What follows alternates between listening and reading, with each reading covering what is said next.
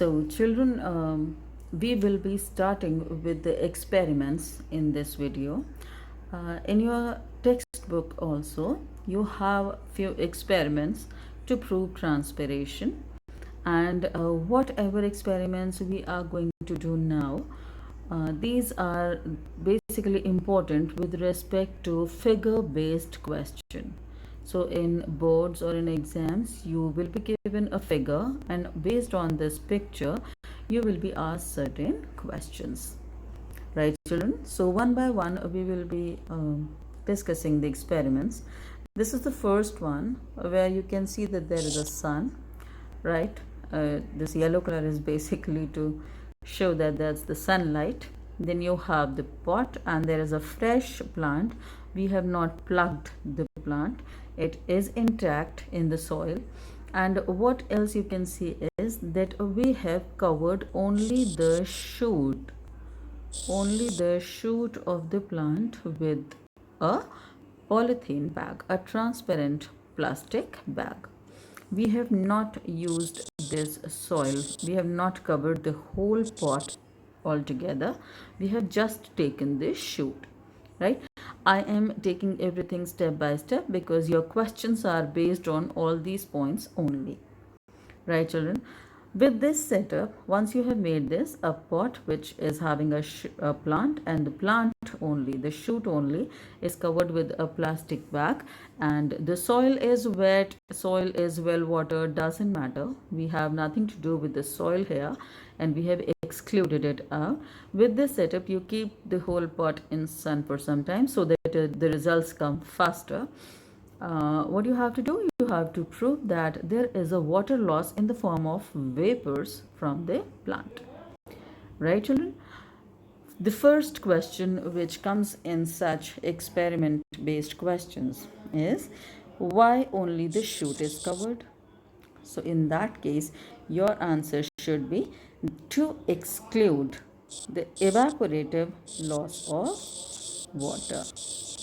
To exclude the evaporative loss of water from soil, which might create confusion with the transpired water.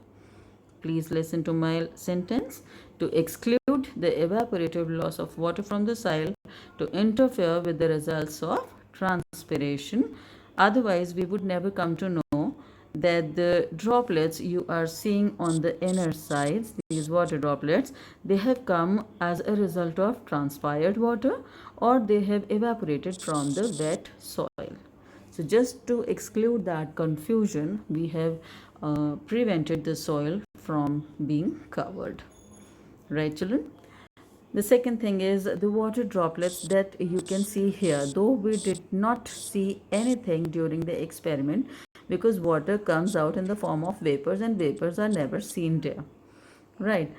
The thing is, after some time, you will be seeing that the droplets, they condense. Now, the keyword comes as condensation of water vapors. So, when these water vapors, they hit this polythene, they condense down in the form of droplets. And then you understand that, okay, there was some moisture accumulated within this polythene bag, and that condenses on the inner surface of the polythene in the form of droplets.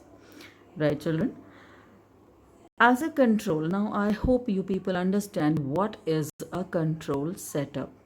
A control setup is one where the thing you are going to prove is missing, so that the results are not found at all. Right? So, in that case, if you take another pot, supposedly the soil is also there, right? But or you just don't take the pot, right?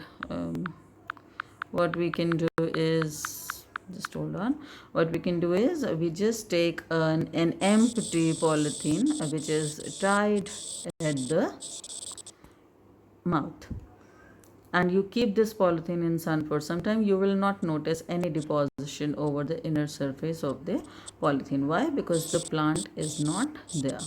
So this proves that the plant must have released some moisture in the air, which came out in the form of water droplets as a result of condensation. I hope I have made this clear to you, dear. This is an important experiment, so figure-based question. Any query regarding this question, feel free to ask me, and we will be discussing the next experiment in the next video.